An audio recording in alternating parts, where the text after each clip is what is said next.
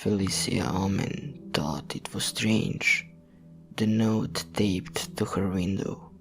She found it in the morning, her eyes still blurry from sleep, and came closer to read it. "I know where you live," the note promised in permanent marker. "I'm coming for you. Don't try to run. Don't call the police. Live like there is no tomorrow, because today is your last." Felicia stood upright, her heart thudding in her ribcage. Her first instinct was to call the police, but she shuddered to think what might happen if she disobeyed her stalker's wishes. What if he killed her and moved on to her family? It was much safer, Felicia thought, to remain in her home and prepare. She had the materials after all. Yes, block him outside and remain in here until she could think of her next move. She locked all the doors in the house, the back door, front door, garage door, checking the windows as she went. No one was outside, or at least no one that was visible. She suspected her stalker might be watching from the shadows. Of course he was, but she could see no one, no matter where she searched. There were several 2x4s stacked in her art studio, and tools in the garage.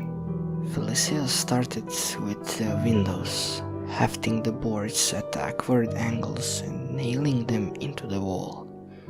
The house had several windows, but after countless hours of work, they were all boarded shut. Then came the doors, and once she ran out of wood, she resorted to using chains, wrapping them around the door knobs and tying them to the walls. She unscrewed all the vents and shoved cinder blocks as far as she could reach for the chimney in case her stalker made a rather festive entrance. She arranged an armchair into the fireplace, blocking the shaft. She worked late into the day and eventually the night, only pausing to brush sweat from her brow. At some late hour, Felicia backed away to admire her handiwork, standing in the center of the living room with her hands on her hips. The room was by now very bare and unhomely, but she was certain no one was getting in or out.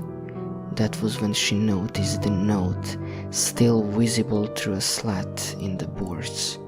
In all her shock, she hadn't noticed the way it was fixed. The note had been tapped to the inside of the window. Whoever had put it there had been inside the house.